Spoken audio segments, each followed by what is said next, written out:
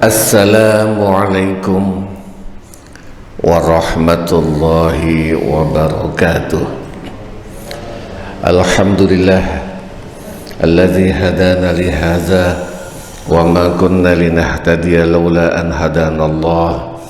Wassalatu wassalamu ala asyrafil anbiya'i wal mursalin sayyidina wa maulana Muhammadin wa ala alihi wa ashabihi ajma'in. Qala Allah Ta'ala fi kitabihil karim, a'udzu billahi minasyaitonir rajim. Ya ayyuhan nasu ittaqu rabbakumul ladzi khalaqakum min nafsin wahidah wa khalaqa minha zawjaha wa bassa minhuma rijalan katsiran wa nisaa'a wattaqullaha alladzi tasaaluna bihi wal arham innallaha kana 'alaikum raqiba. Wa qala rasulihil karim, khairukum man ta'allamal qur'an wa 'allamah. Wa qala al muallif wa nafa'na bihi wa bi 'ulumihi wa asrarihi.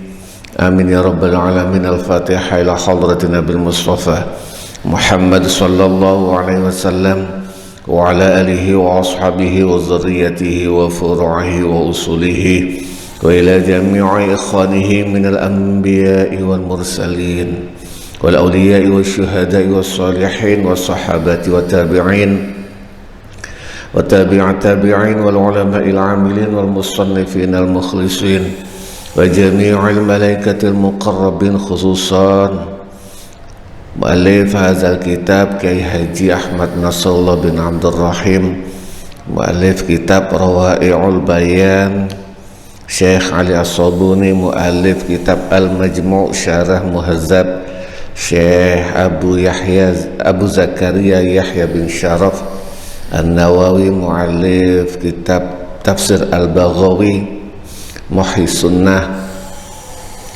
Abu Husain Mahmud Al-Baghawi wa ala alihim wa ashabihim wa zurriyatihim wa furu'ihim wa usulihim. Guru-guru kita sedaya wa ala alihim wa ashabihim wa zurriyatihim wa furu'ihim wa ghafarahum wa rahimahumullah syai'un lillah wa lana wa lahumul fatihah. A'udzu billahi minasyaitonir rajim. Bismillahirrahmanirrahim. Alhamdulillahi rabbil alamin arrahmanir rahim maliki yaumiddin. Iyyaka na'budu wa iyyaka nasta'in ihdinas siratal mustaqim siratal ladzina an'amta 'alaihim ghairil maghdubi 'alaihim waladdallin amin. Bapak-bapak, saudara-saudara rahimakumullah, langsung mawon yang punya kitab halaman 42, Irsyadul Ayat, petunjuk-petunjuk ayat. Ayat-ayat yang kita baca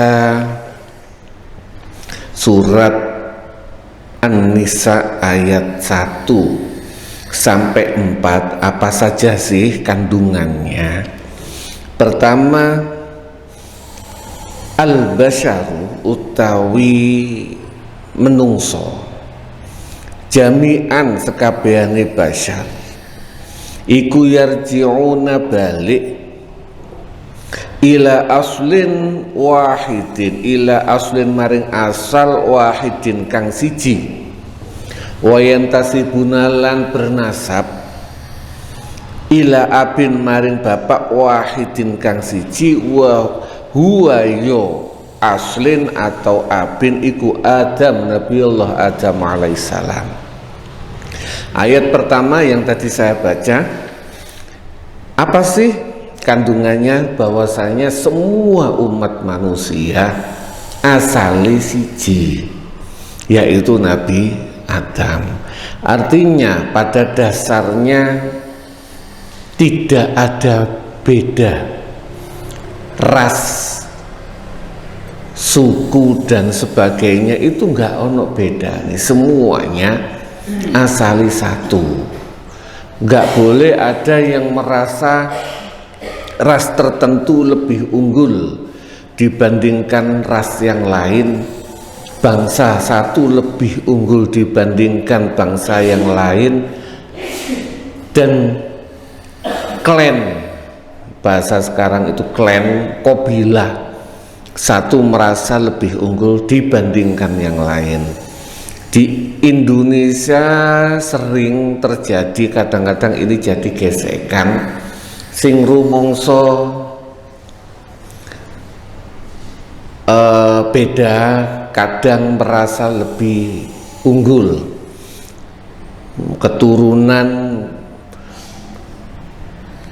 warga keturunan itu rumangsa luwih hebat dibandingkan yang lain. Keturunan mana saja, termasuk keturunan Arab, keturunan Cina, keturunan Portugis, kadang-kadang merasa lebih unggul. Nah, ini sebenarnya kita kembali ke ayat ini sama, asalnya satu. Kedua, jawazut tasauli, olehi jaluk billahi kelawan nyebut asma Allah, kelawan menggunakan asma Allah, kakolihim kaya ucapane mereka wong Arab, as'aluka aku jaluk nang panjenengan, billahi kelawan gowo Gusti Allah. Ini bahasa kita disebut dengan tawasul. Tawasul itu sering tiang ngapunten sering dimaknakan ila hadratin Nabi Mustafa itu dianggap tawasul. Bukan. Tawasul itu nyuwun nang Gusti Allah. Doa tawasul itu yang biasanya gini, Allahumma inna nas'aluka bifadlika wa judika wa karomika wa bijahi nabiyika Muhammad sallallahu, itu namanya tawasul. Jaluk ten Gusti Allah, ngerayu nang Gusti Allah gawa jenenge, gawa sifat lomane Gusti Allah. Kita boleh minta terhadap Allah menggunakan asma Allah, bahkan menggunakan karomah.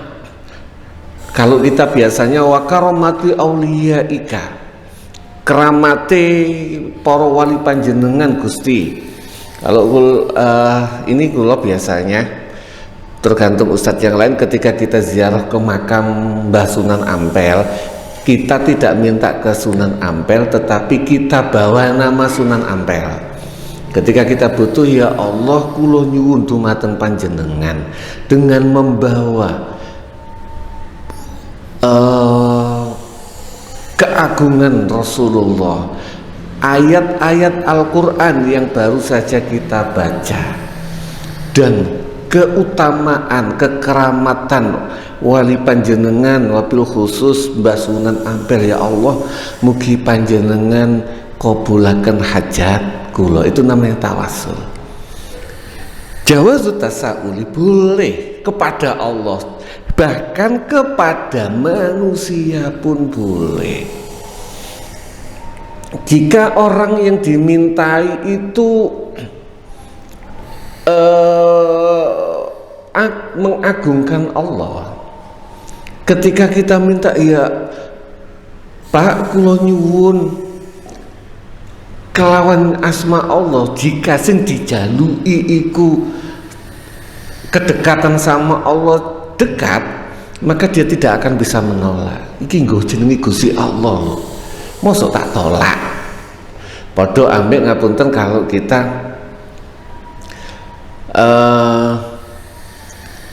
kita tahu ada orang sini, Pak Edwin misalnya, itu dekat banget dengan Gubernur Bu Khofifah. Ketika mendayo nanggone Pak Edwin, kita bawa nama Ibu Khofifah. Bu Khofifah niku napa nggih? Kalau wingi nitip mbok menawi Pak Edwin wonten rezeki nyumbang masjid, kata Bu Khofifah. Bu Khofifah nggak ikut, hanya namanya tok dibawa. Yo isin dek Pak Edwin nek gak ngelui. Lah itu contoh. Sama kita ketika menggunakan tawasul itu kan membawa kekasih Allah, membawa orang-orang yang dekat dengan Allah menurut kita untuk dikabulkan hajat kita. Minta kepada orang boleh. Wa ansyuduka, lan aku memohon. As'aluka minta itu biasa, tetapi kalau sudah ansyudu itu aku memohon, meminta dengan sangat, kabillahi dengan Allah. Atau lagi atawassalu, itu memohon juga, lebih mintanya itu kayak atawassalu itu bahasa lebih saya ngemis itu kan bukan hanya minta tapi memohon, ya Pak aku Gusti atawassalu ilaika, kula ngemis dumateng panjenengan dengan atau atawassalu ini juga bisa bermakna wasilah, itu kula ndamel wasilah. Tapi kalau yang biasanya di Arab ketika bahasa atawassalu itu memohon, ngemis-ngemis, lebih memohon yang sangat, itu tawassul. Pun boleh minta seperti itu. Ketiga, hakur rohimi, haknya kekerabatan rahim, yang satu rahim saudara kandung iku azimun, agung.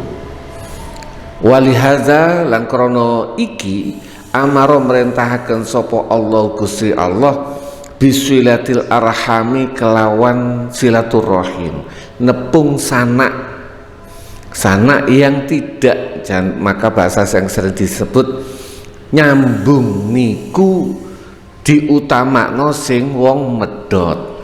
Kok ono dulur sing medot, iku ganjaran kini akan semakin besar jika kita mau nyambung. Lah nek wis biasa ketemu biasa itu namanya bukan silaturahim. Silaturahim itu nepung, goleki sing wis gak tahu petuk. Nah, ini yang perlu kita budayakan lagi. Wa adami qati'ati halan ora anane medot silaturahim. Seberapa agungnya, seberapa besarnya haknya rahim. Rahim itu tidak kandung, masih artinya tidak harus saudara kandung, paman kandung, bebek kandung. Kalau di dalam kitab Tanbihul Ghafilin itu malah diceritakan orang yang gak tahu nyambangi BBE itu ada berat gitu loh, saya lupa. Tapi ada di Tanbihul Ghafilin itu orang alim tapi doanya tidak dikabul atau apa, saya lupa, gara-gara gak gelem nyambangi medot seduluran ambek BBE. Pun 4, ujubu riayatil yatimi, wajib ngerawat anak yatim, apa bahasa enaknya, menyantuni anak yatim. Wal wujubi riayat wal hifazi, wujubu riayatil lan wal hifazi, lan menjaga ngerekso ala malihi ing ngatasi bandane anak yatim, wa daf'ihi lan bayar mengembalikan wa daf'ilan bayar balik nomal ilahi maring anak yatim indal buluhi netet kalane balik. Wajib tugas umat Islam, ojo sampai anak yatim itu haknya terbengkalai. Maka kudu ono sing gelem ngopeni anak yatim. Jika dia punya uang, dijaga, syukur-syukur dikembangkan hingga ketika dia waktunya balik, harta itu dikembalikan. Ini ada juga kemarin yang disampaikan sama Ustaz Zen, resikonya besar. Ngeramut ngopeni anak yatim resikonya besar. tetapi ganjarannya juga besar. High return, high risk, high return. Semakin tinggi resiko, semakin besar juga manfaat return yang diterima. 5. Ibahatu nikahin nisa'i, bolehnya wenangi menikahi wanita fi hududi arba'in ing dalem batas 4 wanita minal harairi saking pira-pira wadon merdeka wa bisyartil adli lan kelawan syarat adil bainahunna ing dalem antarane arba' fil qismati ing dalem bagi. Boleh menikahi maksimal 4 wanita dengan syarat harus bisa bersikap adil. 6. Ujubul iktisori, wajib ngeringkes. Tadi boleh, tapi ini wajib ngeringkes ala wahidatin ing atasi wadon siji. Hukumi wajib. Kenapa? Iza khosya tatkarane wedi sapa al insanu menungso adamal adli ing ora anani adil baina nisa'i ing dalam antarane bojo-bojone wong. Jika merasa aku gak iso adil, maka hukumi wajib mung siji tok. Artinya kalau dia memaksakan diri lebih dari satu, hukumi haram jika dia tidak bisa bersikap adil. Nah, kalau orang kalau orang nikah siri bisa adil enggak? Istri Ahmad istri kedua gak akan bisa adil. Tetap bagiannya pertama lebih banyak, baik waktu, uang dan sebagainya. Kenapa? Siri singidan, berapa banyak dia bisa meluangkan waktunya terhadap istri kedua, gak bisa adil. Jika itu terjadi, maka kalau mengikuti buku kitab ini haram hukumnya. Ngapunten, bagi yang pingin coba-coba. Ben, hikmatut tasyri', hikmah pensyariatan. Ini agak nyantai, tapi pola pikir. Masalah tu ta'adudiz zaujat, masalah berbilangannya istri, iku daruratun, merupakan kebutuhan. Ta'adud, poligami, ta'adud ini enaknya, poligami itu adalah merupakan kebutuhan atau penting, iktadotha, kang memerlukan ha ing poligami ta'aduduz zaujat apa dzuruful hayati, beberapa kondisi kehidupan. Di kasus-kasus tertentu poligami itu dibutuhkan dengan kondisi-kondisi kehidupan tertentu. Wahya utawi poligami ta'aduduz zaujat iku laisat ora ono apa ta'adud iku tasyri'an syariat jadi dan kang anyar, infaroda kang nijeni bihi kelawan tasyri' apa al-islam syariat berbilang istri itu bukan syariat baru. Enggak usah jauh-jauh, kalau kita kan 3 agama itu kita lihat dari mulai Nabi Ibrahim istrinya berapa? 2. Putranya Nabi Ismail itu tidak banyak diungkap, tapi Nabi Ismail itu istrinya satu terus disuruh cerai sama Nabi Ibrahim terus nikah lagi. Tetapi dari Nabi Ishak 1, Nabi Yakub 4, Nabi Yusuf.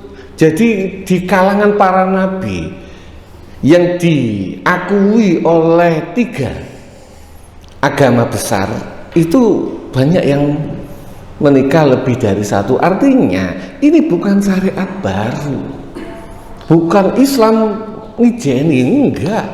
Dari para nabi dulu juga sudah ada. Terus wa inna ma ja'alan aing pestine teko apa al islamu Islam fawajada mongko menemukan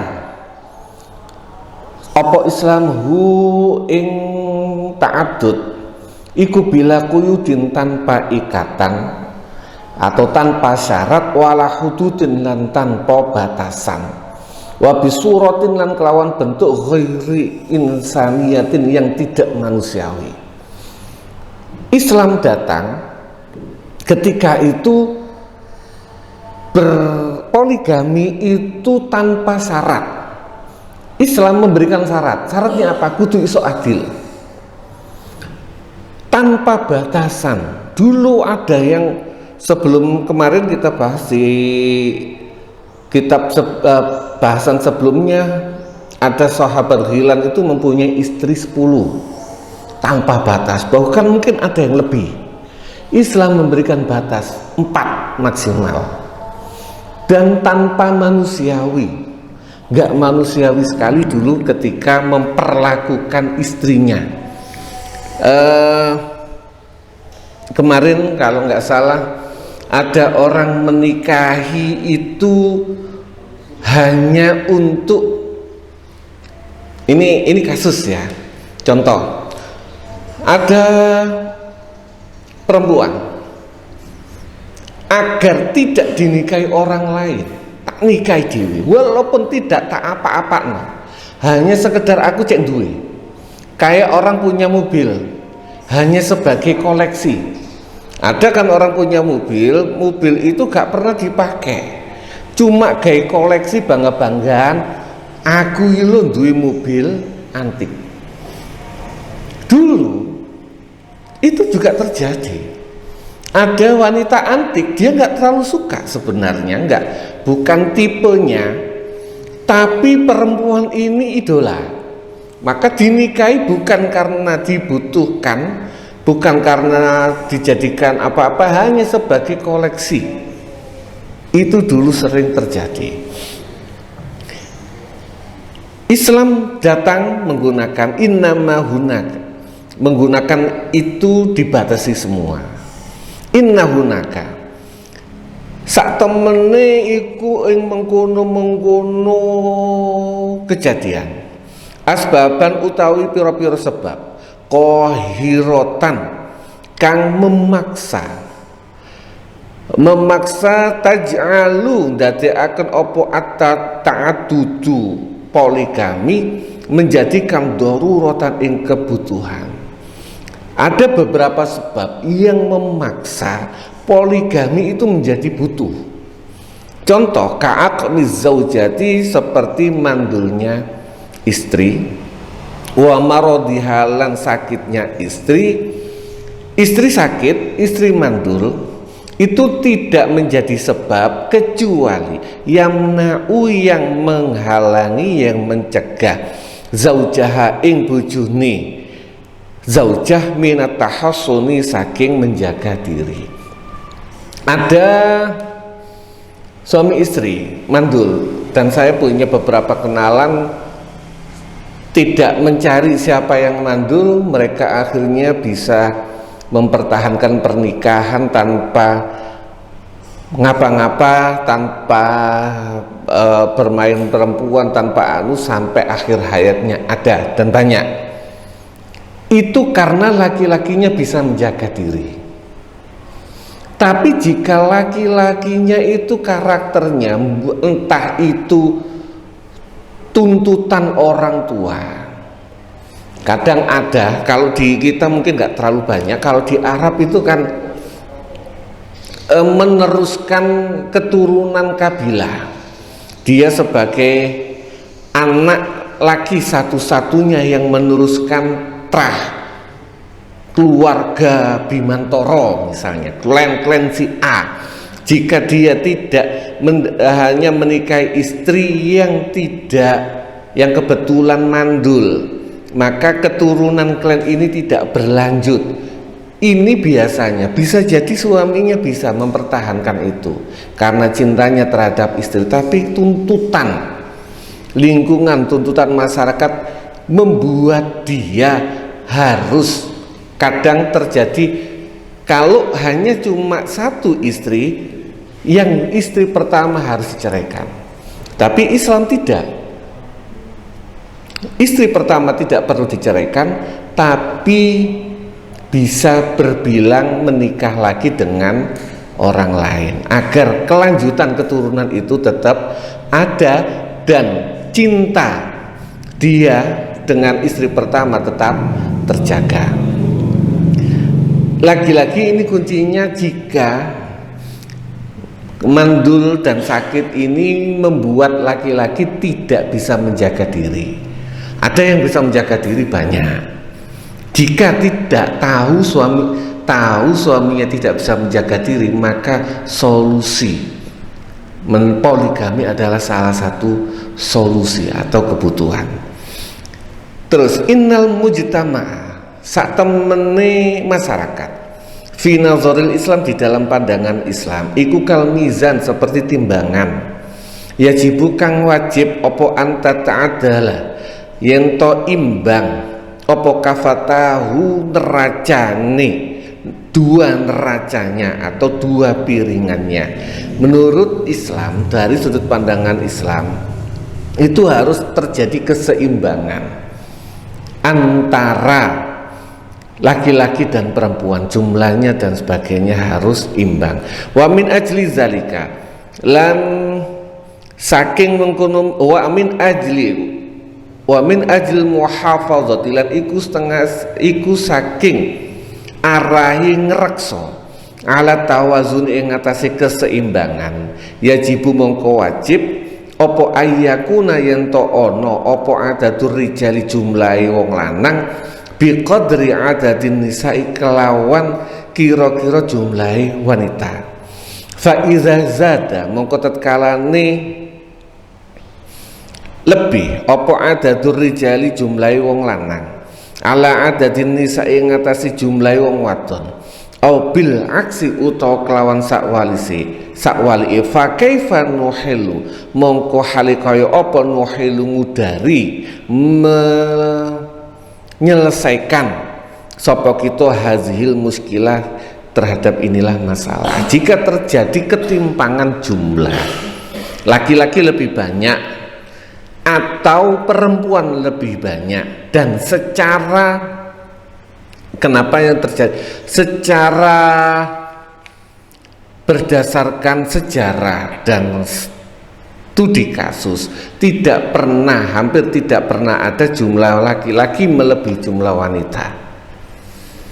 Yang ada jumlah wanita bisa 3-4 kali lebih banyak daripada jumlah laki-laki. Kenapa? Karena yang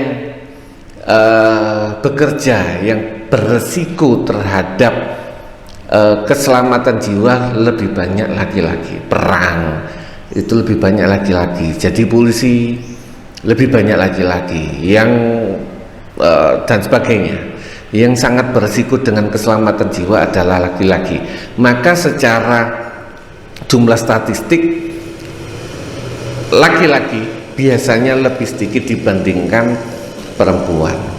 Jika itu terjadi, laki-laki, contoh misalnya wanita lebih banyak daripada perempuan, perempuan lebih banyak daripada laki-laki, maka in haroma, terhalang sopo almar'atu wong wadon min ni'mati zaujiyati, saking nikmati kehidupan suami istri, wa ni'matil umumati, lan nikmatnya rasa keibuan. Wanatrukuha, jika tidak ada poligami, jumlah dengan statistik yang pernah terjadi di perang dunia yang pernah terjadi, wanita lebih banyak, maka banyak perempuan. Jika hanya monogami, maka banyak perempuan yang terhalang alias tidak bisa menikmati kehidupan berumah tangga plus tidak bisa menikmati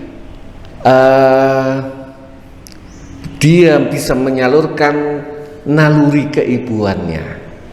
Dan wanita itu mempunyai naluri keibuan yang tidak bisa dipungkiri. Walaupun dia bisa tidak menikah, tetapi dia tetap butuh untuk menjadi ibu. Sehingga banyak di negara modern zaman sekarang yang akhirnya memaksakan diri menjadi ibu tanpa bapak. Contoh Madonna dan lain-lain. Madonna dan Jodie Foster itu pernah, akhirnya dia terpaksa, tapi dia tidak ingin menikah. Karena apa? Ya karena pembatasan itu dengan jumlah wanita yang lebih banyak. Wana trukuha lan ninggal sapa kita ha ing almar'ah tasluku ngambah sopo imro'ah tariqal fahisyati ing jalan perbuatan keji atau perbuatan cabul warrozihati lan hina. Maka jika kita biarkan, wanita akan mengambil jalan-jalan yang hina, jalan-jalan yang tidak dibenarkan. Kama hasola kaya terjadi fi Uruba di Uruba min jarra'i tazayudi adadin nisa isa berhubungan bertambahnya jumlah wanita ba'dal harbi sausai perang al-alamiyati, perang dunia al-akhirati kang terakhir. Itu yang pernah terjadi di Eropa setelah perang dunia kedua. Jumlah wanita sangat berlebih, mereka dibatasi karena agama Nasrani hanya memperbolehkan pernikahan sekali.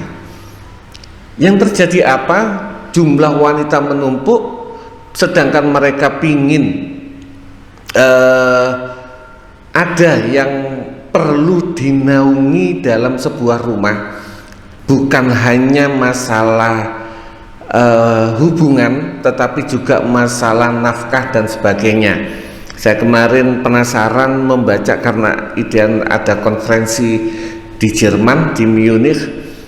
Zaman setelah Perang Dunia itu kadang-kadang ada beberapa wanita mau ditiduri sama tentara sekutu hanya untuk bisa diberikan roti buat makan anaknya. Itu terjadi setelah Perang Dunia Kedua. Lakot ikhtarot kan teman-teman milih opo Almaniatu negara Jerman, Almasihiyatu yang sebagian besar atau yang pondasi negara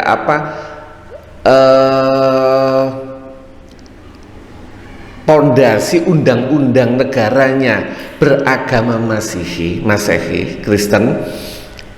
Jerman yang berlatar belakang tidak agamanya agama Nasrani tidak, tapi dasar undang-undangnya.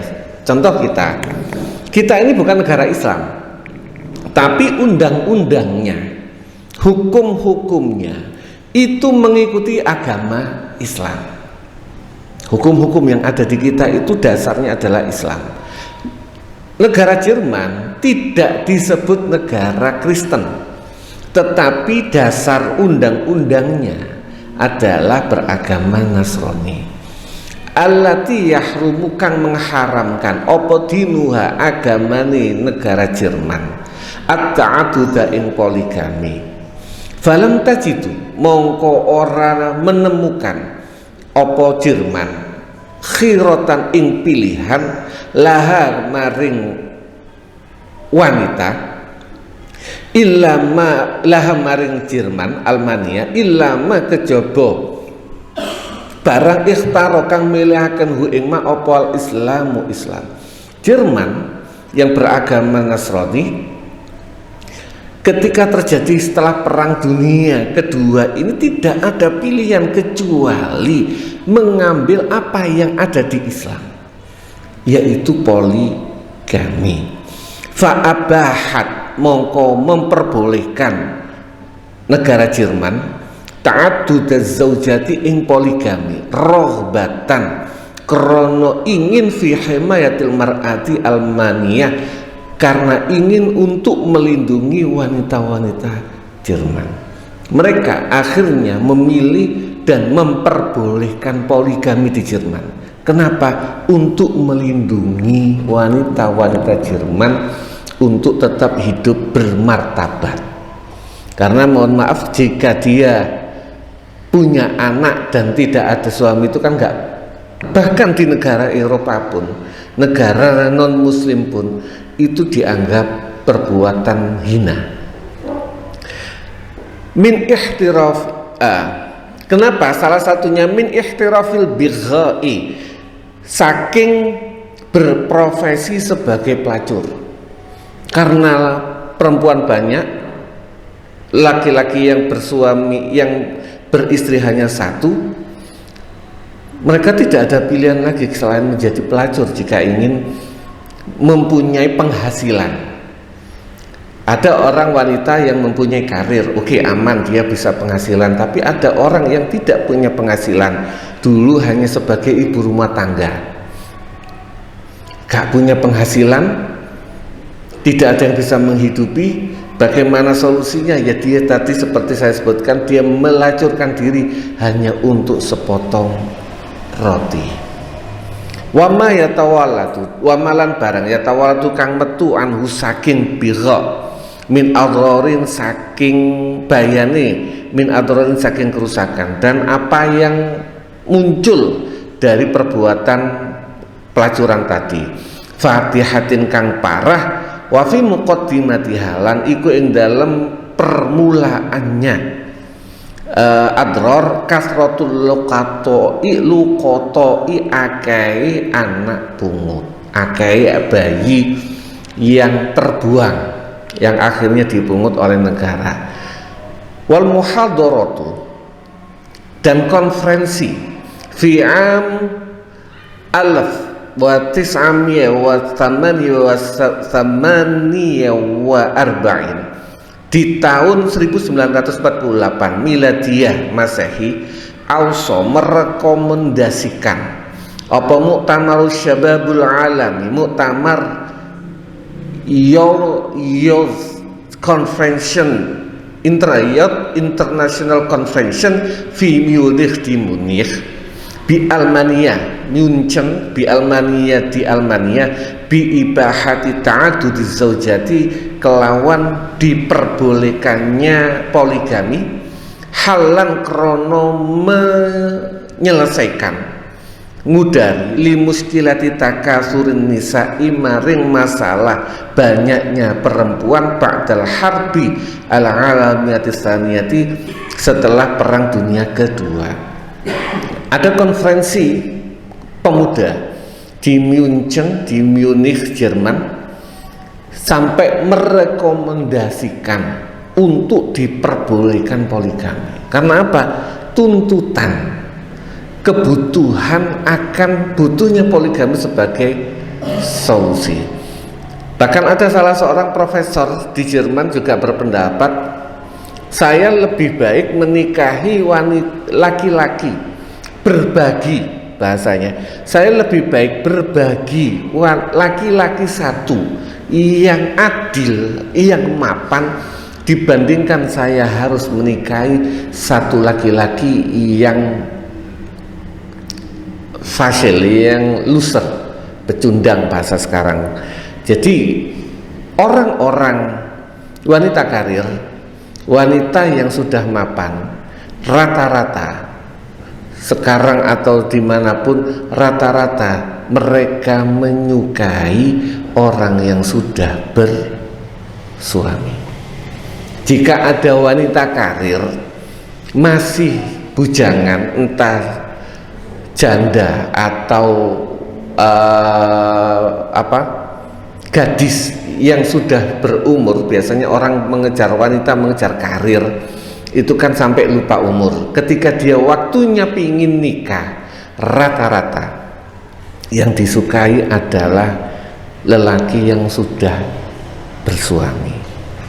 Kenapa? Wallahu a'lam bishawab pun Nanti jika ada pertanyaan, saya khawatir digeruduk ambek ibu-ibu, tapi monggo ini langsung ada yang tanya, silakan, monggo.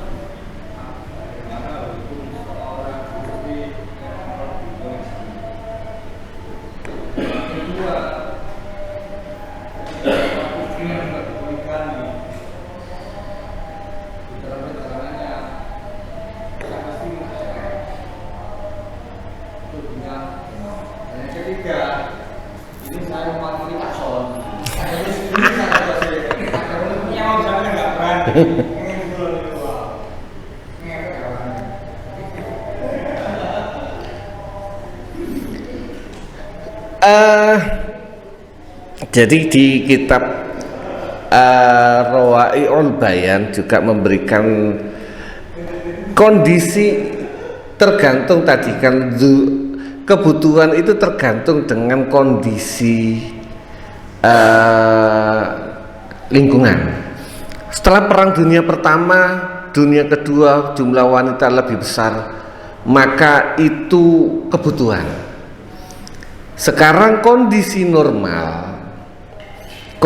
normal sampai sekarang, contoh sekarang di Indonesia jumlah laki-laki dan perempuan di Indonesia, saya nggak ngomong dunia, di Indonesia jumlah laki-laki dan perempuan saya pikir masih imbang, kalaupun lebih itu tidak lebih dari 30%.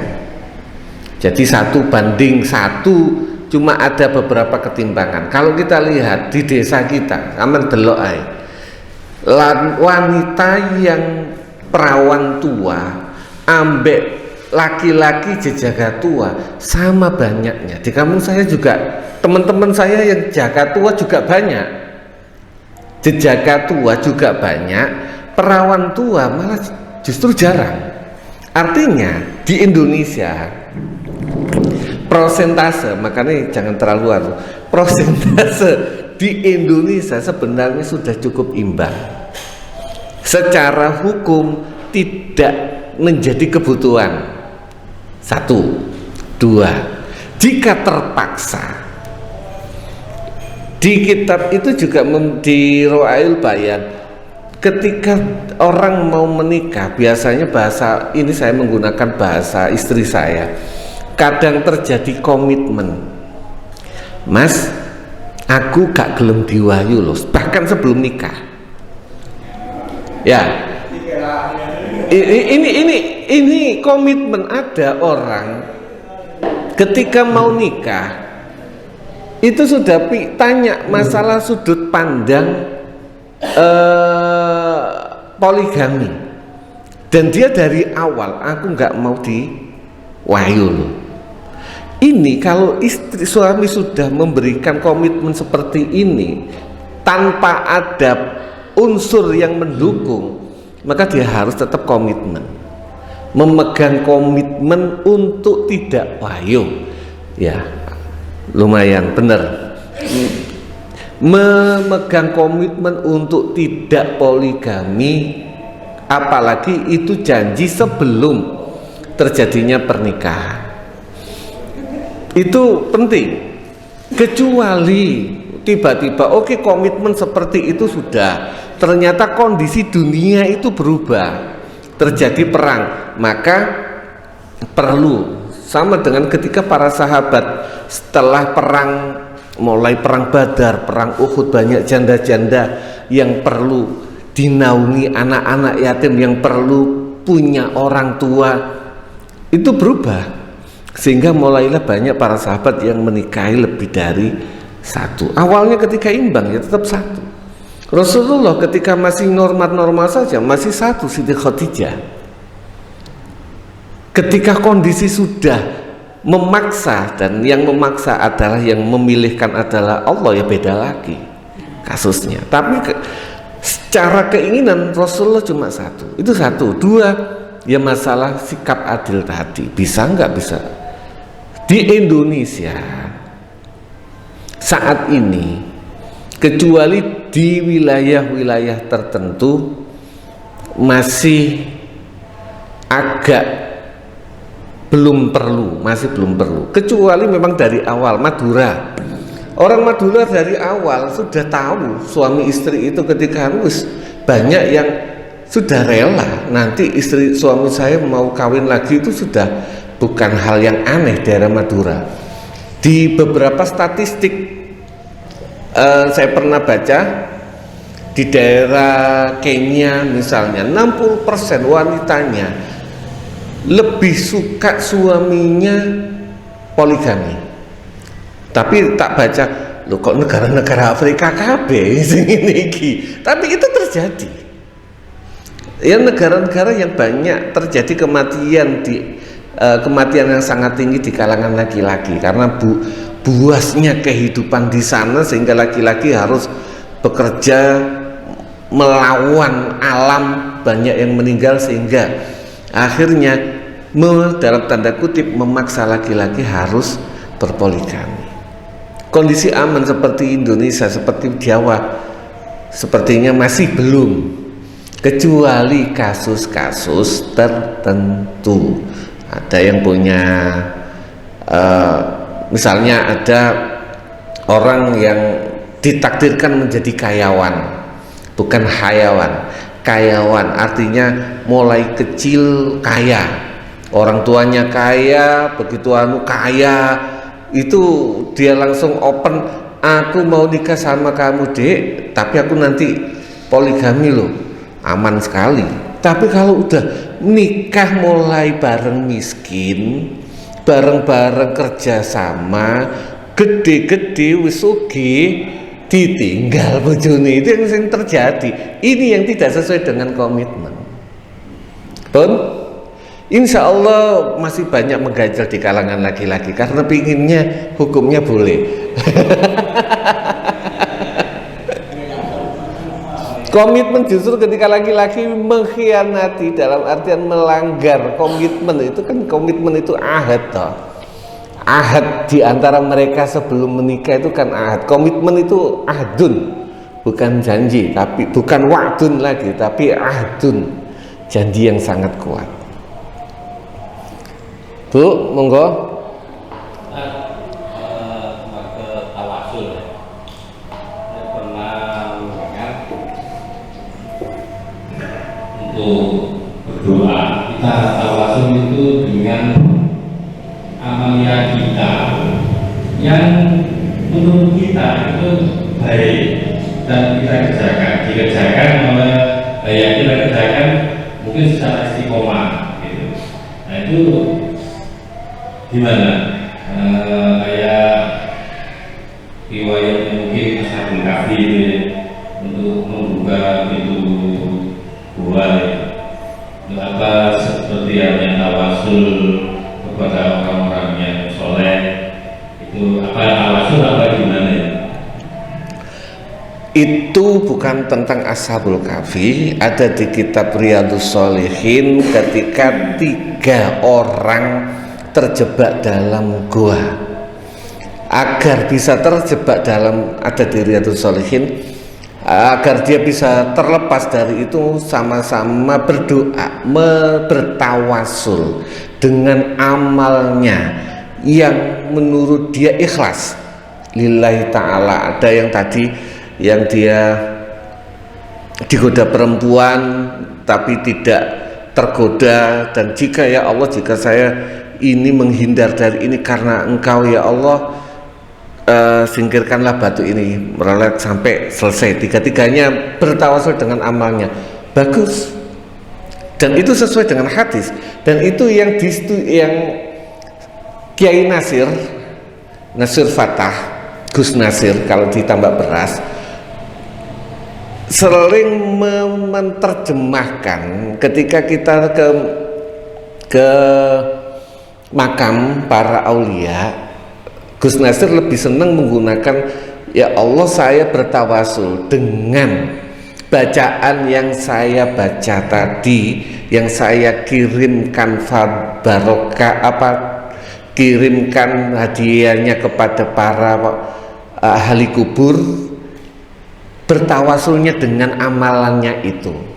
Tapi bertawasul terhadap orang soleh juga bukan. tidak alias diperbolehkan. Bertawasul dengan orang soleh boleh. Ini terjadi, ya memang bukan hadis ya, kalau nggak salah saya pernah baca. Ini bertawasul dengan Rasulullah yang sudah wafat. Ini kisahnya secara singkat bisa dicari nanti di googling. Terjadi, googlingnya di Yahoo, googling di Yahoo nanti bisa dilihat. Ada salah seorang ketika di Mekah, di Madinah, negara Islam itu mengalami kekeringan yang sangat panjang. Ada salah seorang, mereka sudah sholat istisqa, sudah melakukan semua hal, masih kemarau panjang. Akhirnya kalau nggak salah ada salah seorang tabiin, kalau nggak salah, atau sahabat saya lupa, itu berdoa bertawasul dengan Nabi Muhammad, hujan. Lalu beberapa tahun kemudian sudah ganti era. Tadi ada orang buta sahabat kalau nggak salah atau tabiin. Beberapa tahun kemudian terjadi sama seperti itu. Ada orang yang meriwayatkan dulu pernah si A, jangan-jangan bisa jadi sahabat Anas bin Malik kalau nggak salah. Sahabat Anas bin Malik kalau yang tadi. Ada akhirnya terjadi kekeringan era tabiin yang panjang juga. Akhirnya ada yang meriwayatkan dulu sahabat Anas bin Malik, seingat saya Anas bin Malik, ketika semua cara tidak terjadi, bertawasul dengan Nabi Muhammad. Akhirnya tawasullah dengan Nabi Muhammad, nggak hujan.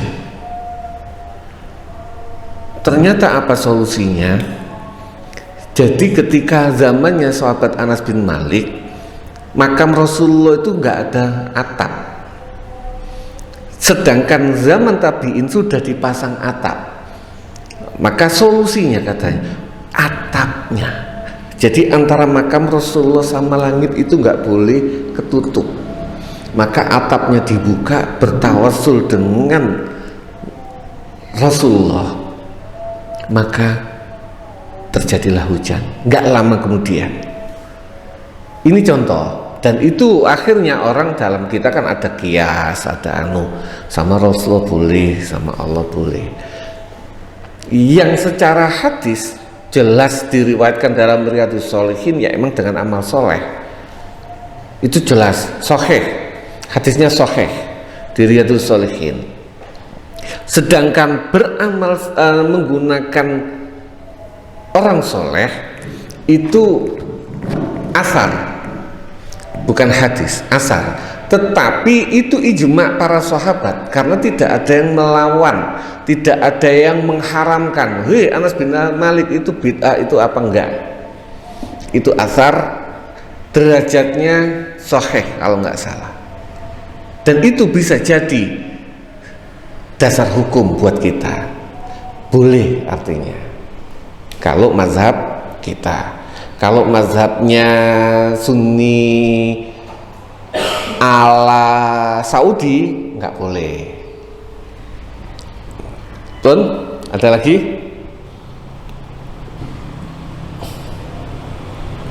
Siap, pakai mic biar kedengaran.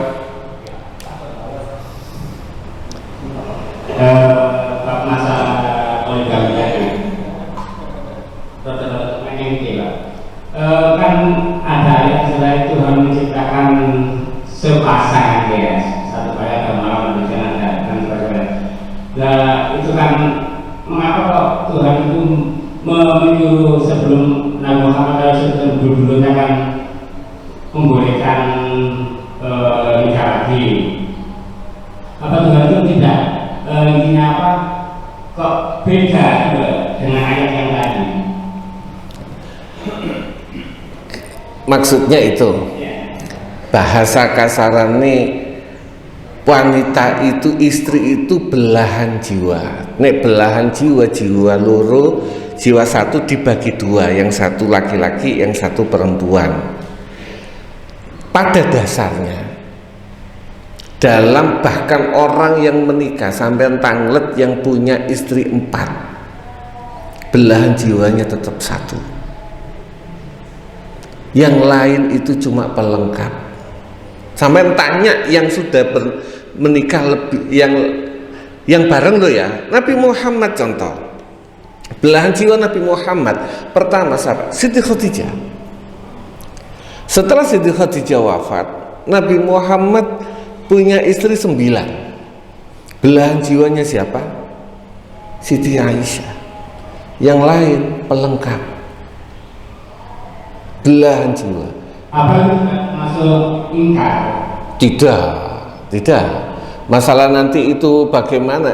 Tidak ada dalam kasus itu pengingkaran ya. Memang itu seperti itu. Contoh misalnya Nabi Yakub. Nabi Yakub belahan jiwanya siapa?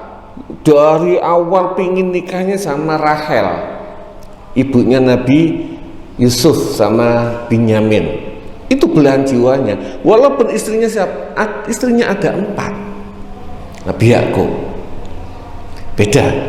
Zaud yang sebenarnya, ada zaud yang sebenarnya, pasangan yang sebenarnya, dan itu tidak bisa diingkari loh Pak. Tidak bisa diingkari. Nabi Muhammad disuruh adil secara emosional, gak bisa, karena belahan jiwanya Siti Aisyah.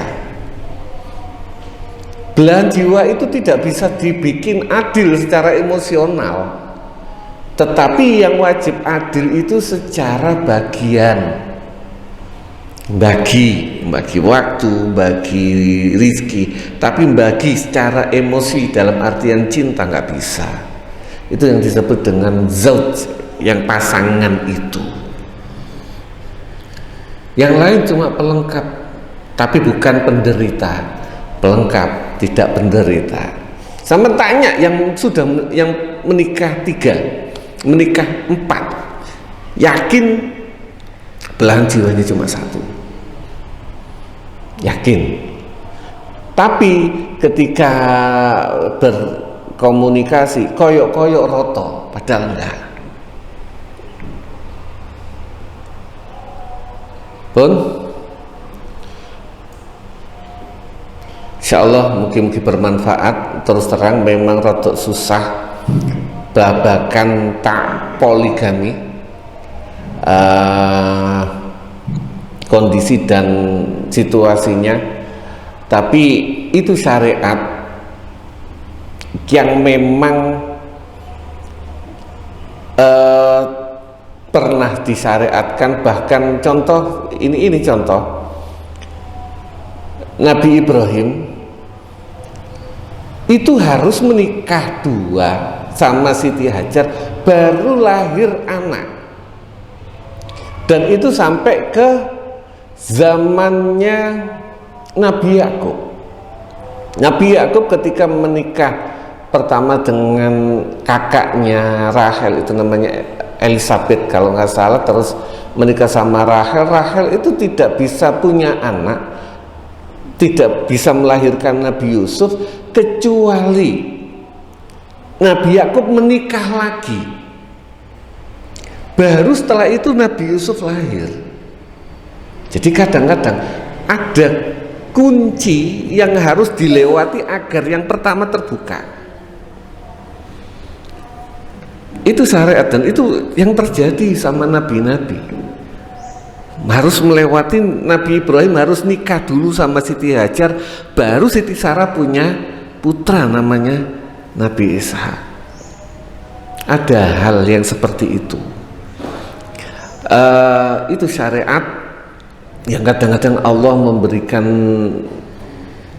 beberapa hal yang misterius dalam syariat-syariatnya, yang bahasa kita cari hikmahnya. Kita tidak tahu apa yang dimaukan, yang diinginkan. Nek bahasa Ustadz Zen, ojo mane apa ngikuti karepe pangeran. Karepe pengairan nih loh, bingung aku.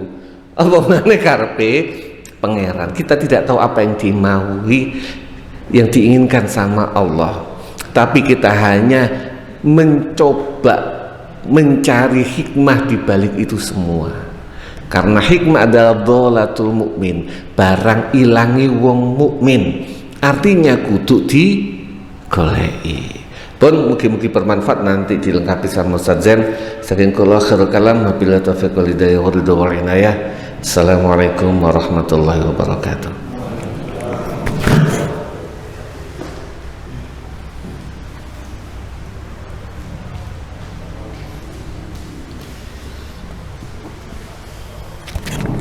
Alhamdulillahirabbil alamin. Bisa istiqomah pada kesehatan. Sekali lagi kita sering rancu membahas antara syariat dan perasaan. Ya syariat itu pokoknya oleh titik. Masih nikah ya juga gak wajib, tapi oleh. Baru kebutuhan kan kemudian menjadikan dia menjadi hukum wajib atau sunnah nikah itu. Enggak nikah ora dosa kan? Mana ada dosa enggak nikah dosa? Enggak ada kan? Artinya situasi intine nikah teko wis siji wis oleh Islam mulai pokoknya. Syarat iki perkara syarat iki akeh, haji ya padha, haji ku ya wajib malah, tapi kan sing durung muni syarat kan juga wajib. Sama aja gitu. Tapi nek ngomong balik nang perasaan, wis rancu hukumnya kayak perasaan. Ya, akhirnya rancu. Makanya kalau kita ngomong fikih tidak ada masalah perasaan. Ya wis fikih itu abang sampai hijau titik. Boleh dan tidak boleh. Persoalan ini kemudian bahwa untuk bisa boleh itu penuh dengan ini ya itu kita lalui kan masalahnya gitu loh. Dan juga kadang-kadang rancu antara kebutuhan dan keinginan. Nikah loro itu butuh tak bisa, atau hanya sebuah keinginan, mek karep gitu loh, mek pingin loh, tapi sebenarnya ora butuh. Ya curus. Sama dengan kita pingin ke bulan, sama dengan kita kepingin ini pelesir tuh di. Wah, karena kebutuhan, gak ngukur kemampuan, legrek, kok jawabannya rabi, keluyuran ya lo keluyuran kepingin keluyuran tutup dinti, mengikuti artis iko tutup kono tanpa melihat kondisi, legrek, ya karena keinginan, itu dengan kebutuhan, kita butuh ke sana, ya akan bapak kebaikan. Walaupun mungkin kita mau ke Papua itu memaksakan diri kan untuk sanggup, tapi karena kebutuhan, insya Allah ketemu dalane, insya Allah nemu api. Nah ini yang sering ngomong bab situ itu mesti antara iku mang perasaan sampai bahwa ini adalah ada hukum seperti itu. Yang kedua antara keinginan dan kebutuhan. Wis rancu sing ngotot bahwa kalau masalah ini karena keinginannya gede, bukan karena kebutuhannya. Rata-rata seperti itu, okay? Artinya makanya saya nggak mau komen nih bahasan niki. Ayo kita benar-benar menjernihkan pikiran bahwa ini bahasan fikih, bahwa ini murni fikih tanpa ada perasaan, ada masalah ego. Ego itu artinya keinginan gitu loh. Kita pure bahas tentang merah dan putihnya, hitam dan putihnya, hukumnya gini ya wis titik gitu loh. Ya itu kalau ngomongan dari dulu karena nggak selesai, dari dulu selalu ribut masalah ini. Kenapa? Ya aku mang sing bahas situ iku masalah podo sing mempertahankan nggak mau juga karena dia punya prinsip ego. Sing korup yo ngono padha iku gak balik nanggone. Tadi kan jelas kan yang dicontohkan di Munsen itu hanya membolehkan. Sing asalnya mereka tidak boleh. Nah, Islam dari dulu membolehkan. Perkara persyaratan balik maneh sampean butuh ta. Makanya disebutkan bojone ora iso manak, bojone remek. Lah itu kan karena kebutuhan. Berarti nikah mana karena kebutuhan, ojo keinginan, ngono lho. Perkara keinginan wah, runyek menyem karena statistik balik mana statistik hari ini Sarjo itu sudah 1:7 perempuannya. Yang ngomong statistik Sarjo. Tapi apa tahu wis butuh durung. Iku mang buktine akeh sing lanang sik medhak. Ya. Ana sing wedok tae trabi yo njaluk pisah polahe katut jago liya. turun persoalan akhlaknya sudah ditata di sini, nggak bisa jadi ukuran untuk itu. Makanya Islam awalnya tidak memakai data statistik memboleh dan tidak bolehnya poligami, tapi tadi itu saya sangat setuju kesepakatan konsensus mereka berdua, konsensus lingkungan. Seperti di Madura kan konsensus masyarakat sana bahwa itu sebuah hal yang yang memasyarakat. Wong maneh kadek kiai ngono ya. Royokan anake didukno rabin kok rabekno yai kok walau sak wulan ae sepenting tahu dadi bojone kiai lho ngono lho. Itu kan konsensus lingkungan itu udah nggak bisa dibantah lagi. Ya lagi mungkin mohon paling manfaat. Ayo kita pembahasan kita kesampingkan perasaan ojo karena kebutuhan. Bahas pokoknya fikih apapun nek ngomong kebutuhan apa itu keinginan, akhirnya yang penting apa yang saya kerjakan itu menjadi benar, bukan cari kebenaran. Bahwa yang sudah saya kerjakan ini menjadi benar bagaimana itu kan karena akhirnya orang keinginan, tapi nek kebutuhan kita cari kebenaran. Bismillahirrahmanirrahim. Subhanakallahumma bihamdika asyhadu an la ilaha illa anta astaghfiruka wa atubu ilaik. Allahumma arhamna bil Qur'an.